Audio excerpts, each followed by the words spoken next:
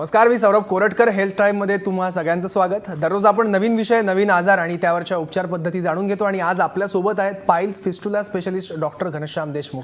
Sir, तुमचं स्वागत महाराष्ट्रमध्ये. आणि पाईल्स फिस्टुला हे आजार नेमके कशामुळे होतात आणि त्यावर उपाय काय याबद्दल आज आपण बोलणार आहोत. तुम्ही सुद्धा तुमचे प्रश्न आम्हाला विचारू शकता. आम्हाला फोन करा 02261112400. तर आपण चर्चेला सुरुवात करूया. सर, हे आजार जे आहेत याबद्दल हे जवळपास बऱ्याच लोकांना असतात, पण याविषयी उघडपणे समाजात फारसं कोणी बोलत नाही. फिस्टुला असेल, पाईल्स असेल किंवा मग इतर आजार, तर हे आजार नेमके काय आहेत? बरोबर आहे.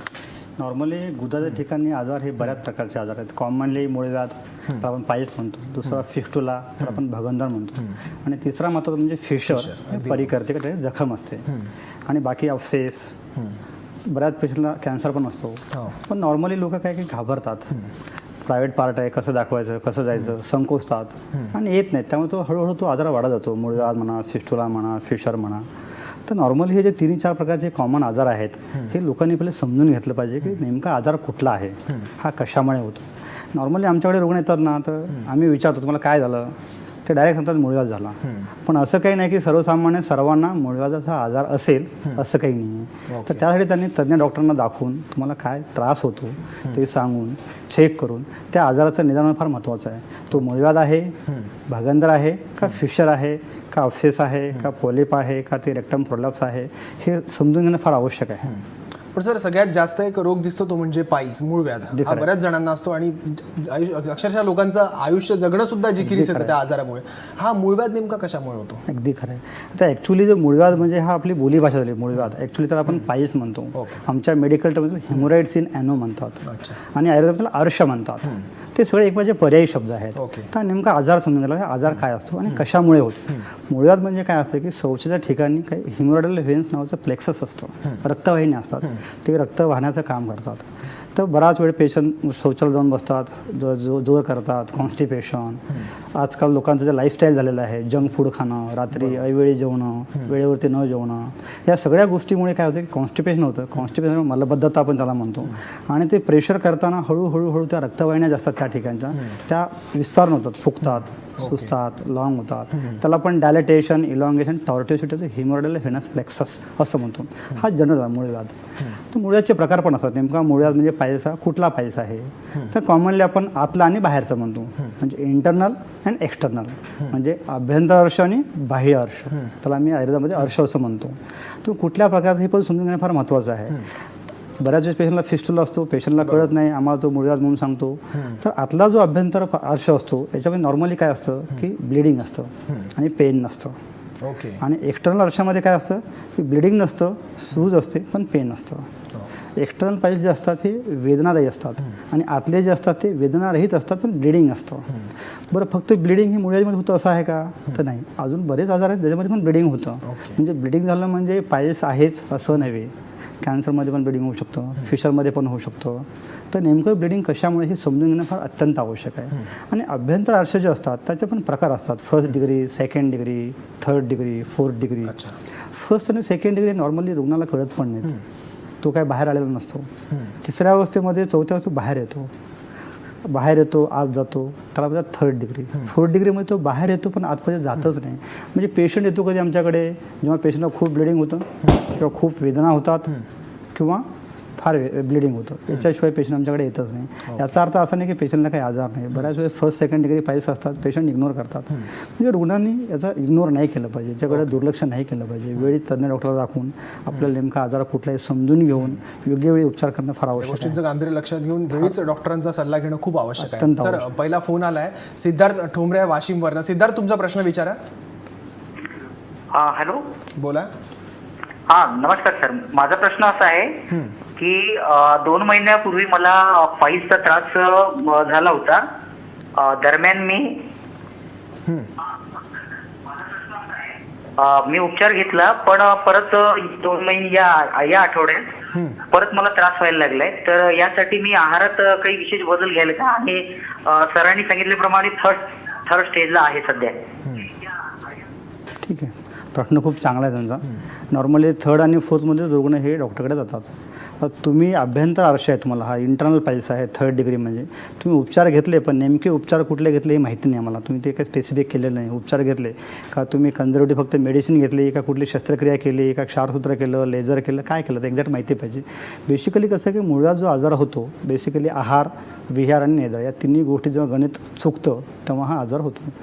मग तुम्हाला हा आजार तर झालेला आहे ॲक्च्युली, आता हा 3ऱ्या अवस्थेला काही पहिल्या अवस्थेमध्ये जाणार नाही. तो बाहेर येत असेल तर तुम्हाला त्रास काय होतो, ब्लिडिंग खूप होतं का वेदना होतात ते त्यानुसार ठरवायला पाहिजे.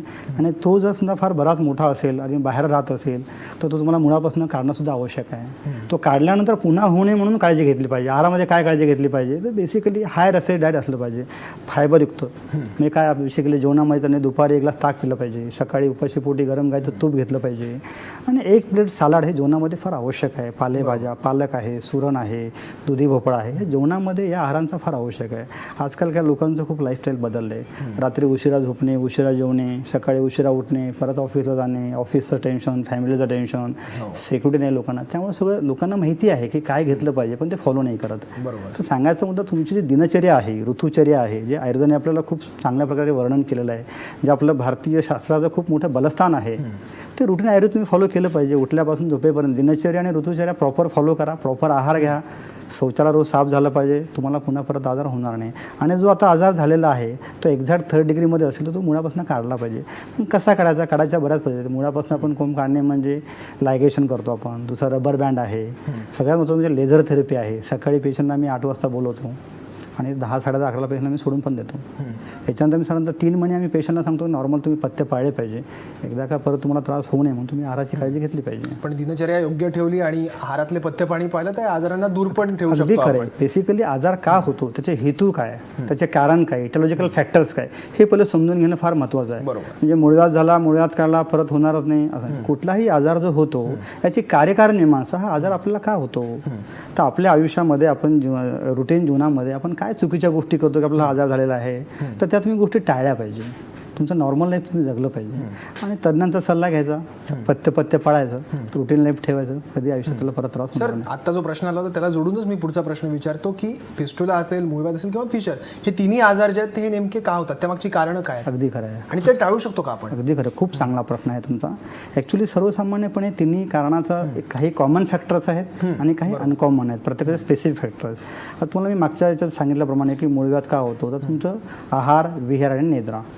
तुमचा आहार सगळं जंक फूड, समोसा, वडापाव, कचोरी, भेळपुरी, बाहेरचं फूड खाल्यामुळे, आज बर्गर, पिझ्झा, म्हणजे आपलं जे काही रुटीन भारतीय जेवण आहे बेसिकली ते नाही, सगळं वेस्टर्न कल्चर झालं आहे, फास्ट फूड, वेस्टर्न कल्चर.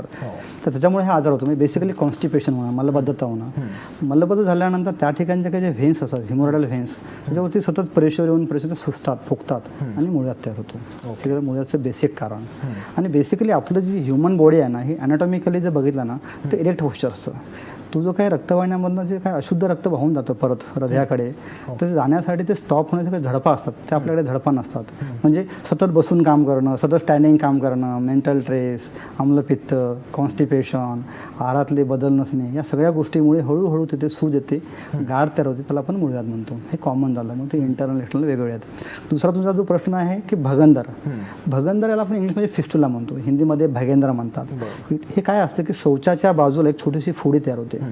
त्या फोडीमधनं कधी पू येतो, कधी रक्त येतं. मग सर्वसामान्य रुग्ण काय करतो की डॉक्टर साहेब मला फोडी आली, मग फॅमिली डॉक्टरला दाखवतो आणि फोडीची ट्रीटमेंट घेतो.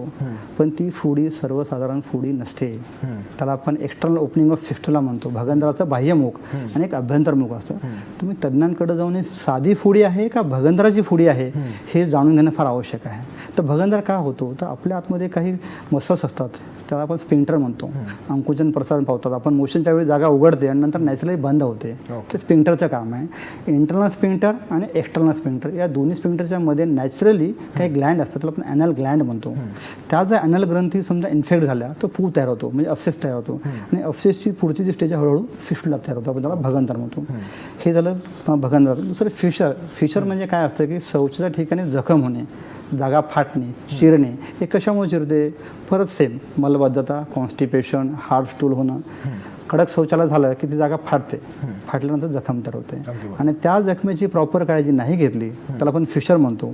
तिथे परत जो पू तयार झाला, अफसेस झाला, परत फिस्टुला, त्याला आपण फिशर बेड अफसेस म्हणतो. आणि त्या अफसेसची पुढचं फिस्टुला तयार होतो. ओके. म्हणजे भगंदर, फिशर, फिस्टुला हे जे आपण शब्द वापरतो, फिशरचा आणि भगंदरचा जवळचा संबंध आहे. फिशर प्रॉपर ट्रीट नाही केला, प्रॉपर काळजी नाही घेतली, अपसेस झाला तर फिस्टुला होऊ शकतो. तर म्हणजे मलबद्धता हा तिन्ही आजारांमधला एक कॉमन फॅक्टर. एक्झॅक्टली, अगदी बरोबर आहे. आणि मलबद्धतेचं कारण जे आहे ते आहार आणि विहार. आपण प्रॉपर आहार घेत नाही. आयुर्वेदामध्ये सांगितलं, अग्नी विचार सांगितलेला आहे की मंदाग्नी हा रोगाचं मूळ कारण आहे. मंदाग्नी म्हणजे काय? तुमचा अग्नी मंद असणे, तुम्हाला भूक न लागणे, तुम्ही खाल्लं पचन न होणे, म्हणजे तुमचा अग्नी किती चांगला आहे हे फार महत्त्वाचं आहे. अगदी खरं आहे. म्हणजे वेळेवरती जेवलेलं प्रॉपर पचणं, तर तुम्हाला शक्यतो आजार होत नाहीत. म्हणजे बेसिकली GI ट्रॅक जे आहे तुमचं अन्नवस्त्रोतच ते चांगलं असणं फार आवश्यक आहे. सर, पण पाईल्स, फिस्टुला आणि फिशर हे तिन्ही आजार जे आहेत तर यांची लक्षणं काय आहेत? आपण सुरुवात करूया मूळव्याधपासून सगळ्यात पहिल्यांदा. आता नॉर्मली मूळव्याध आपण बोलीभाषेत मूळव्याध म्हणतो. ॲक्च्युली त्याला आपण आयुर्वेदामध्ये अर्श म्हणतो आणि म्हणजे मेडिकल टर्ममध्ये हिमोराईड्स म्हणतो. हिमोराईड्स याचे लक्षणं काय आहेत? तर मूळव्याधामध्ये बाहेरचे आणि आतले, अभ्यंतर आणि इंटरनल हे वेगळे लक्षण आहेत. नॉर्मली इंटरनल असेल तुम्हाला ब्लिडिंग होणार, पेनलेस ब्लिडिंग. आता ब्लिडिंग कशी? ती रेड आणि फ्रेश असली पाहिजे. म्हणजे शौचालय गेल्यानंतर थेंब थेंब रक्त पडणं किंवा जास्त पडणं, हे झालं मुळ्याचं लक्षण. समजा आतला मुळ्या जेव्हा बाहेर येतो, चौथ्या अवस्थेमध्ये येतो, कॉम्प्लिकेट होतो, म्हणजे सुजणे, फुगणे, थ्रोम्बोस पाईल्स म्हणतो मी त्याला, अशा कंडिशनमध्ये फक्त वेदना होतात. अन्यथा अभ्यंतर अर्शामध्ये वेदना होत नाहीत. तर ब्लिडिंग ही मुख्य लक्षण असतं. दुसरा मुद्दा ते बाहेर येणं, आत जाणं, बाहेर येणं, आत जाणं. आणि बाह्य अर्श असतील, म्हणजे एक्सटर्नल जर पाईल्स असतील, त्याच्यामध्ये वेदना असतात, ब्लिडिंग नसतं, सुस्त आणि फुगतं, हे मुख्य लक्षण झाले. पण प्रत्येक वेळेस ब्लिडिंग हे लक्षण मुळव्याधीच असतं असं नव्हे.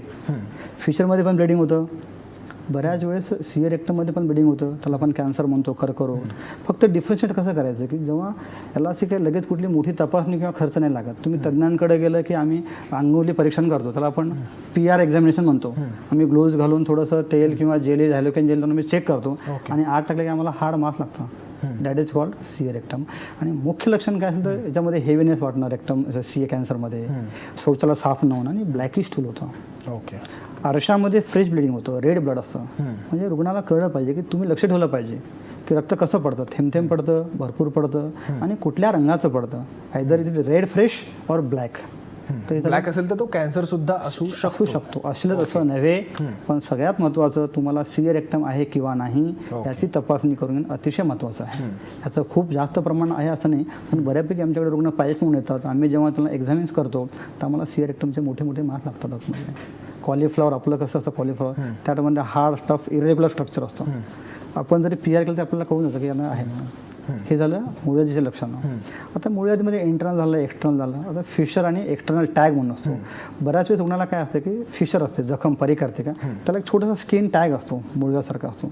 तर याच्यामध्ये पण दोन असतात, ॲक्यूट फिशर आणि क्रॉनिक फिशर. म्हणजे ॲक्यूट म्हणजे आता 7 दिवसामध्ये झालेला नवीन फ्रेश जास्त जखम झालेली आहे.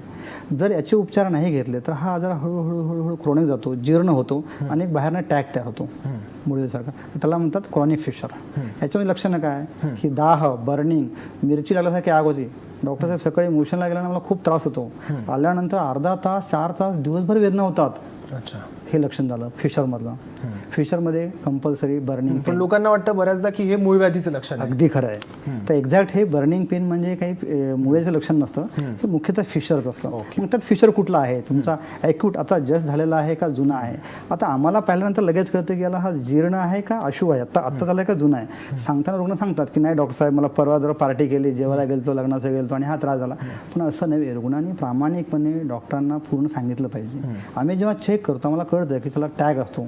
असं असेल तर तो आता लगेच झाला नसतो, तो जुना असतो, बराच जीर्ण असतो. याचा अर्थ रुग्ण त्याकडे काळजी घेत नाहीत.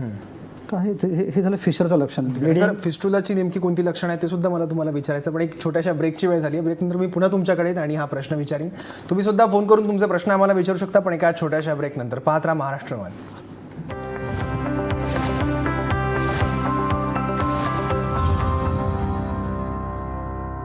ब्रेकनंतर हेल्थ टाईममध्ये तुम्हा सगळ्यांचं स्वागत. सर, आपला विषय होता फिस्टुलाची नेमकी लक्षणं कोणती आहे. तुम्ही फिशरची सांगितली, तुम्ही पाईल्सची सांगितली, फिस्टुलाची लक्षणं कशी ओळखायची. खूप चांगला प्रश्न आहे, कारण बऱ्याच रुग्णांना भगंदराबद्दल माहिती नाही. भगंदर म्हणजेच फिस्टुला. ओके. आपण मराठीमध्ये त्याला भगंदर म्हणतो, त्याला आम्ही इंग्लिशमध्ये मेडिकल टर्ममध्ये फिस्टुला म्हणतो. ओके. आणि काही हिंदी भाषेत त्यांना भगेंद्र म्हणतात. अच्छा. तर बेसिकली भगेंद्र म्हणजे काय की हे पाईपलेक स्ट्रक्चर असतं. शौचाच्या बाजूला छोटीशी फोडी असते, त्या फोडीतनं थोडं पू येणं, रक्त येणं, दुखणं, हे मध्येच बंद होते, मध्येच उघडते. जेव्हा ही बाजूला थोडी फोडी झाली, शौचाच्या बाजूला छोटीशी फोडी झाली, तिला साधी फोडी समजायचं नाही. फिफ्टला 99% फिफ्टलाची शक्यता जास्त असते. म्हणजे फिफ्टला म्हणजे कसं बाहेरून पण एक ओपनिंग असतं, आतून पण एक ओपनिंग असतं. पहिलं पाईपलेट स्ट्रक्चर असतं. लक्षणं काय त्याच्यामध्ये सेम कॉन्स्टिपेशन तर कॉमन असतं, पण पेशंटचं लक्षण शौचाच्या बाजूला फोडी आहे, ती फोडी दुखते, ती फोडी जेव्हा फुटते त्यातनं पू येतो, थोडासा स्त्राव येतो आणि रक्त येतं, बरं वाटतं पेशंटला.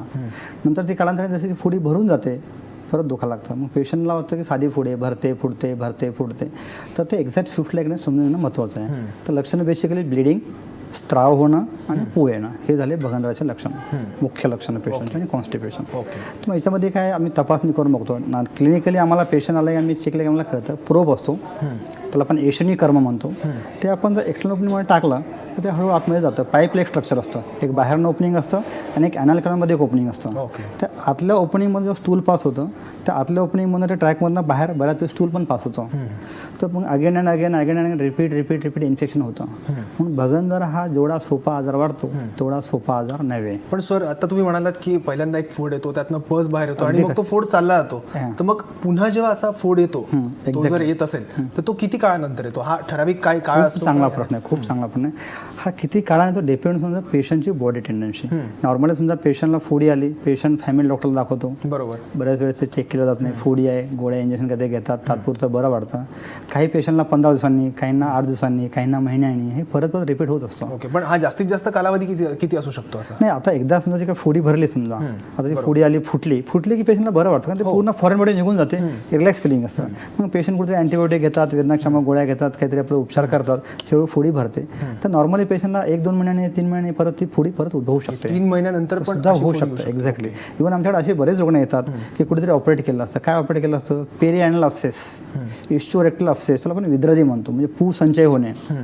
ते IND करतात, इन्सिजन घेऊन ड्रेन करतात. ते प्रॉपर ड्रेन झाला नाही तर त्याचं सेकंडरी कॉम्प्लिकेशन फिस्टला पण होऊ शकतो. म्हणजे असं नाही की तुम्ही अब्सेसमधला पू काढून टाकला आणि बरं झालं, तर पेशंट सांगतात साहेब 2 महिन्यापूर्वी आम्ही ऑपरेशन केलं होतं, पू पूर्ण काढलेलं आहे, पण ती पूर्ण जखम भरलीच नाही, थोडीशी फोडी अजून वाढतीच आहे. त्याचं आम्ही सेकंडरी कॉम्प्लिकेशन किंवा त्याची सेकंड स्टेज फिस्टला जाऊ शकते. ओके. आणि यात काय अशी लक्षणं असतात का? खाज येणं वगैरे किंवा बरेचसे फोड येणं, की फक्त एकच फोडी येते? अगदी खूप सुंदर प्रश्न आहे. एकच फोडी असेल तर आम्ही त्याला सिंगल फिस्टुला म्हणतो, ओनली वन फिस्टुला. कारण बऱ्याचदा असं होतं की इन्फेक्शन पण होतं, मग काहीतरी खाज सुटते आणि ते पण असतं. यातला फरक नेमका कसा? अगदी खरे. खाजेचं लक्षण हे खाजे लक्षण वेगळे आहे. ओके. फिस्टुलामध्ये कॉमन खाज असायलाच पाहिजे असा काही नियम नाही. समजा तिथला पस आला, इन्फेक्शन तर खाज होते. खज फंगल इन्फेक्शन पण येऊ शकतं, प्रोक्टायटिस इन्फेक्शन असणं, प्युरायटिस ॲनाय, हे वेगळे आजार आहेत. फिस्टुलामध्ये खाज हे काही कॉमन लक्षण नाही. पण समजा हायजीन प्रॉपर नसेल, ते पू बाहेर येत असेल, लागत असेल, तर इन्फेक्शन होऊन परत मला इचिंग खाज येऊ शकते. पण ती भगंदराचीच खाज आहे असं काही नाही. बेसिकली प्रोक्टायटिस आणि फंगलमध्ये कॉमन खाज असते. Okay okay. तुमचा दुसरा प्रश्न होता की एकच फोडी असते का अनेक फोडी असतात? खूप चांगला प्रश्न आहे. बऱ्याच रुग्णांना अनेक फोडी पण असतात, त्याला म्हणतो मल्टिपल फिस्टुला. ओके. म्हणजे एकापेक्षा अनेक असणं, इट इज थोडं कॉम्प्लिकेटेड फिस्टुला असतो. याच्यामध्ये हर्ष पण फिस्टुला असतो, म्हणजे शौचाच्या दोन्ही बाजूला, राईटला आणि लेफ्टला दोन्हीकडे फोडी असते आणि ती घोड्याच्या नाळेप्रमाणे आज जाऊन ॲनलकडमध्ये ओपन होते. म्हणजे ओपनिंग कुठल्या टाईपचे असतात? सिंगल ओपनिंग बाहेर असणं, सिंगल ओपनिंग आत असणं, दॅट इज प्लेन फिस्टुला. पण बाहेरनं मल्टिपल ओपनिंग असणं हा दुसरा प्रकार. काहींमध्ये बाहेर एकच फोडी असते पण आतमध्ये अनेक फोडी असतात, म्हणजे ओपनिंग असतात 1, 2, 3. मग ती आतली ओपनिंग कुठे हे पण फार महत्त्वाचं आहे. मग ते रिंगच्या खाली आहे, रिंगच्या वरती आहे, दॅट इज मोस्ट इम्पॉर्टंट. म्हणजे आतलं कनेक्शन कुठे आहे हे सुद्धा बघणं महत्त्वाचं आहे. म्हणजे बाहेरून एक दिसले म्हणजे सोडून द्यायचं नाही. आम्ही मग त्यासाठी काय करतो की बऱ्याच वेळा आपल्याला PR ला लागतं. आम्ही डिजिटल एक्झामिनेशन केलं ना, 99% क्लिनिकल डायग्नोसिस, स्पॉट डायग्नोसिस. आतून किती लागतात? 1 लागते, 2 लागते का नाही लागत? बऱ्याच वेळ लागत पण नाही. Okay. That is called sinus. म्हणजे बाहेरून ओपनिंग असतं, आतमध्ये ट्रॅक असतो, पण तो ॲनल कॅनला रेक्टमला कुठे टच नसतो, म्हणजे ड्रेन झालेला नसतो. बाहेरचं असतं. म्हणजे ॲनल ग्लँड जे असतं ना, ते स्पिंक्टरच्या मध्ये असते. ती इन्फेक्ट झाली, ती बाहेर ड्रेन होते, सायनस झाला. तो आतमध्ये पण ड्रेन झाला, म्हणजे दोन्हीकडनं कनेक्शन असले की दॅट इज कॉल्ड फिस्टुला. पण हे सगळं क्युरेबल आहेत हे आजार? 100%. आणि सर याबद्दल, या संदर्भातल्या उपचार पद्धती कोणत्या आहेत याबद्दल पण मला तुम्हाला विचारायचं. पण पुन्हा एकदा छोटीशी ब्रेकची वेळ झाली आपल्या, आणि ब्रेकनंतर तुम्ही सुद्धा तुमचे प्रश्न आम्हाला विचारू शकता. आमचा फोन नंबर तुम्हाला स्क्रीनवर दिसतो. एक ब्रेक घेऊया आणि ब्रेकनंतर पुन्हा भेटूया.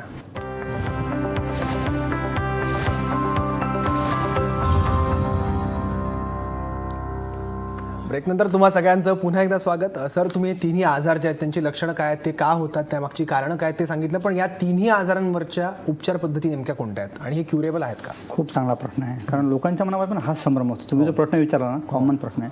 बेसिकली प्रत्येकाची ट्रीटमेंट वेगळी आहे. सगळ्यात महत्त्वाचं, रुग्णांनी आपल्याला आजार कुठला आहे गांभीर्याने तपासून घेणं, रोगाचं निदान महत्त्वाचं आहे. उपचार पद्धतीमध्ये बेसिकली आयुर्वेदानुसार स्वस्त स्वास्थ्य रक्षण म्हणून सांगितलेलं आहे. पहिलं आजार होऊच नाही म्हणून काळजी घ्यायची, जर झाला तर काय उपचार घ्यायचा. बेसिकली पायल्स जर घेतलं, पायल्स कुठल्या अवस्थेमध्ये कुठल्या प्रकारचा आहे, रुग्णाचं बल काय, व्याधीचं बल काय, याच्यानुसार ट्रीटमेंट ठरते. सर्वांना कॉमन ट्रीटमेंट असं नाही. बेसिकली आम्ही संयुक्त उपचार पद्धती जास्त जोर देतो, म्हणजे की पेशंटला आउटकम जास्त मिळतं. सगळ्यात म्हणजे आहार विहार, पथ्यपथ्याचा चार्ट, काय खाल्लं पाहिजे. दुसरं म्हणजे आयुर्वेदानुसार क्षारसुद्धा ट्रीटमेंट. तिसरं इंजेक्शन थेरपी, स्क्लो, अर्ध्या घंट्याचं काम आहे. तिसरं म्हणजे तुमचं लेझर थेरपी. आम्ही बेसिकली आयुर्वेदिक आपलं जे भारतीय चिकित्सा पद्धती आहे आणि सगळ्यात मॉडर्न, आम्ही दोघांचे सांगणं घातलेले. 100% कसं आउटकम मिळेल हे आमचं इंटेन्शन असतं. समजा पहिल्या डिग्रीमध्ये असेल, दुसऱ्या डिग्रीमध्ये असेल तर ऑपरेशनची गरजसुद्धा लागत नाही. कन्झर्वेटिव्हने पेशंट बरा होतो. इंजेक्शन आहे, रबर बँड आहे. बऱ्याच वेळेस आम्ही सुद्धा वाटलं की पेशंटसुद्धा डायबिटिक आहे, हायपरटेन्शन आहे, कॉम्प्लिकेटेड आहे, ऑपरेटरला फिट नाही, तर अशा रुग्णामध्ये आम्ही लेझरचा उपचार कॉमनली करतो. सगळ्यात आजच्या डेटला सगळ्यात सक्सेसफुल मोस्ट इफेक्टिव्ह क्षारसूत्र आणि लेझर हे झाले ट्रीटमेंट. बेसिकली क्षारसूत्र मी कॉमनली फिफ्टलामध्ये वापरतो. मूळव्याधीमध्ये जास्त ट्रॅडिशनल आपण लायगेशन करतो, एक्सिजन करतो आणि लेझर. फिफ्टुलामध्ये क्षारसूत्राचा फार मोठा रोल आहे. आजही आमच्या हेल्थ डिपार्टमेंटमध्ये या फील्डमध्ये भगंदराबद्दल अजूनही बरेच रिसर्च चालू आहेत, पण सगळ्यात मोस्ट इफेक्टिव्ह आणि इफिकसी क्षारसूत्राची आहे. तर क्षारसूत्र बऱ्याच वेळेस काय डायरेक्ट क्षारसूत्र टाकतात, तो फिफ्टला कुठल्या प्रकारचा आहे, लॉंग आहे, शॉर्ट आहे, कॉम्प्लिकेटेड आहे, सिम्पल आहे, लो ॲनल आहे, हाय ॲनल आहे, कुठल्या प्रकारचा मी ते समजून करतो. पार्शल फिफ्टलोमी करणे आणि रिमेनिंगमध्ये क्षारसूत्र वापरणे. आणि अजून ज्या पुढचा ॲडव्हान्स म्हणजे लेझर थेरपी. लेझरमध्ये तुम्हाला काय मिनिमम वुंड, ॲडमिशनची गरज नाही, सकाळी आला पेशंट दुपारी घरी, आणि 3 दिवसांनी पेशंट कामावरती पण जाऊ शकतो. पेशंट जेव्हा संभ्रम आहे की उपचार खूप अगोरे आहेत, क्षारसूत्राने कसं होईल, म्हणजे खूप वेदना. ॲक्च्युली आजार आहे म्हटलं की पहिल्यांदा पेशंटच्या छातीत धडकी भरते. अगदी खरं आहे. आमचं एक साधं आहे की every technique is the best. तो कोण ऑपरेट करतो, ते कुणाच्या हातामध्ये आहे, हे फार महत्त्वाचं आहे. अगदी खरं. त्यामुळे जी गन आहे ती सैनिकांच्या हातामध्ये असेल तर देशाचं रक्षण होईल. बरोबर. अतिरेकाच्या हातामध्ये असेल तर सर्वसामान्य नागरिक मरतील. ही टेक्निक चांगल्या माझ्या हातामध्ये असेल तर उपचार खूप चांगल्या प्रकारे होतात. पेशंट सेफ राहतो. मागच्या 11 वर्षापासून प्रायव्हेट प्रॅक्टिसमध्ये अजून एकही आमच्याकडे रिकरन्सचा पेशंट अद्याप आलेला नाही. ते नातेवाईकांना घेऊन येतात, मित्रांना घेऊन येतात. आम्ही कसं की कमीत कमी काळामध्ये, कमीत कमी खर्चामध्ये 100% कसे रिझल्ट मिळतील आमचं हे मोठं असतो पेशंटचा. बेसिकली क्षारसूत्र आणि लेझर ह्या 2 महत्त्वाच्या ट्रीटमेंट आहेत, मूळव्याधीमध्ये पण आणि भागांतरामध्ये पण. आणि दुसरं फिशर आहे. तर फिशर हा कुठल्या प्रकारची होती. बेसिकली प्रत्येक फिशरला काही ऑपरेशन लागतं किंवा होऊ शकतं असं नाही. स्पिंक्टरचा स्पाझम खूप जास्त असेल आणि त्याला एक्सटर्नल टॅग असेल तर मायनर प्रोसिजर असते. ॲन्युअल डायल्टेशन करणे, सकाळी आम्ही बोलवतो, थोडीशी भूल द्यायची त्या तेवढ्या भागापुरती, किंवा शॉर्ट जे म्हणा, लोकल म्हणा, फुडंडल किंवा हे स्पॅन्डल, तर दिल्यानंतर आम्ही डायल्टेशन करतो. आणि तो जो टॅग आहे त्याला काय सिझरनी हले ब्लेडने आम्ही कट नाही करत, सरळ लेझरने करून टाकायचं. थोडंसं मला 4 तासात पेशंट घरी. तर साधारणतः क्षारसूत्र आणि लेझर त्या मुख्यतः, पण याच्याही पूर्व आहार विहार आणि पेशंटला पूर्ण प्रोफॉर्मा बनवून देतो. अगदी खरं सर. म्हणजे तुम्ही ज्या सगळ्या उपचार पद्धती सांगितल्या त्या आजार झाल्यानंतरच्या, आणि ह्या जर सगळ्या केल्या उपचार पद्धती योग्य प्रकारे तर आजार तो क्युअर होऊ शकतो प्रकारे. आणि सगळ्यात महत्त्वाचं तुम्ही सांगितलं दिनचर्या आणि आहार विहार. अगदी खरं. हे पथ्य पाणी पाळले, दिनचर्या योग्य प्रकारे पाळली तर आजारांना आपल्यापासून दूर ठेवतो. थँक्यू सर, तुम्ही इथे आलात आणि इतकी सगळी महत्त्वाची माहिती दिली. आणि नक्कीच जे पेशंट असतील या आजारांचे, त्यांच्यात कुठेतरी त्यांना आशा वाटेल की आता आपण क्युअर होतो, त्यांचं सुद्धा टेन्शन कमी होईल आणि ते दिनचर्या आणि आहारातले पथ्य पाणी जे असतील ते सुद्धा पाळतील. Thank you so much sir. आणि आज हेल्थ टाईममध्ये वेळ झाली इथेच थांबण्याची. पाहत राहा महाराष्ट्र वन.